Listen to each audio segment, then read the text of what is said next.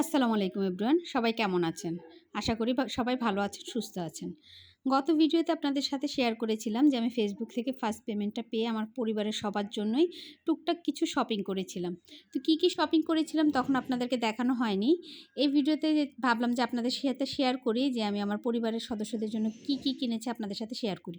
প্রথমে জুয়েলারি কালেকশনটা দেখিয়ে দিই, কারণ আমি আপনাদেরকে বলেছি যে আমাদের ফ্যামিলিতে যতগুলো মেয়ে আছে সবার জন্য আমি জুয়েলারি কেনার চিন্তা করেছি, কারণ ড্রেস এগুলো আসলে তেমন একটা পরা হয় না। জুয়েলারিটা থাকে, অনেক দিন থাকেও, ইউজও করা যায়।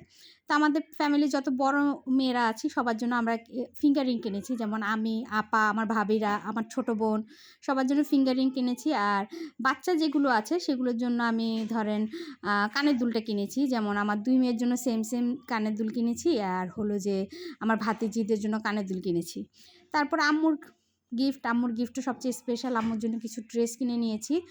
আর হলো যে যেহেতু এখন আমাদের ঠান্ডা শুরু হয়ে গিয়েছে, তো ভাবলাম যে একটা কমফোর্টার নিলে শীতে আম্মুর ইউজ করা হবে।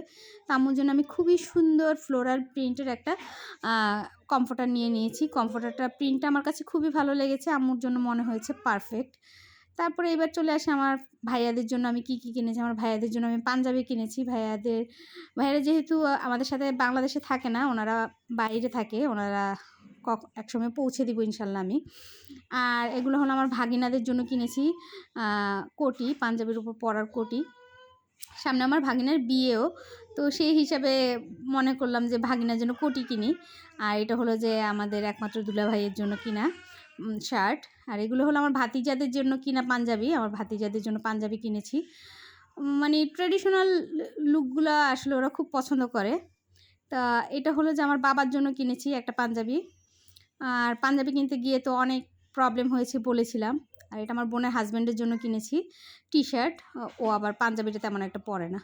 আর এই হলো আমার জীবনের সবচেয়ে ইম্পর্টেন্ট, সবচেয়ে স্পেশাল পার্সনের জন্য কিনেছি একটা টি শার্ট।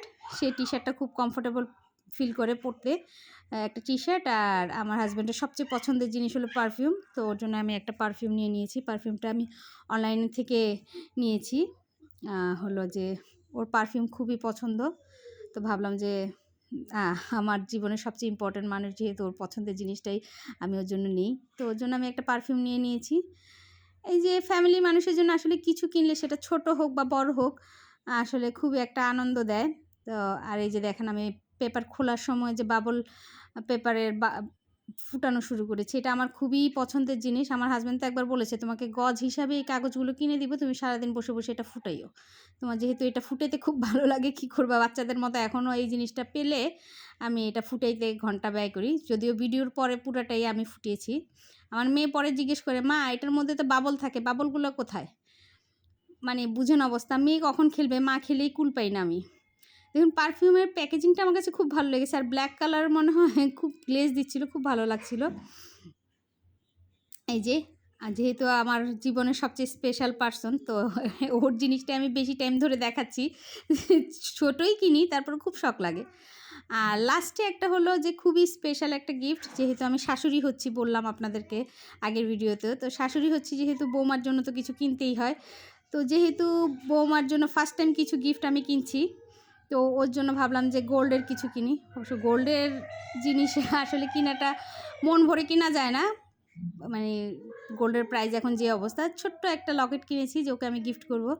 আর এই যে এখন সবগুলো গিফট একসাথে আমার কমফোর্টারের উপরে সবগুলো গিফট রেখে একটা ছোট্ট ভিডিও ক্লিপ নিয়ে নিয়েছি। এগুলো মেমোরি হিসাবে থাকবে যে আমি ফার্স্ট টাইম কোনো একটা পেমেন্ট পেয়েছিলাম, সেখান থেকে আমি কিছু একটা করতে পেরেছি, ফ্যামিলির জন্য কিছু গিফট কিনতে পেরেছি, সেটা একটা মেমোরি হিসাবে রাখার জন্য আসলে ভিডিওগুলো করা। ভাবলাম যে এখন যেহেতু নিজের এই পেজ থেকেই আমার এই পেমেন্টটা এসেছে, পেজে কিছু শেয়ার করি। সবাই ভালো থাকবেন, আল্লাহ হাফেজ।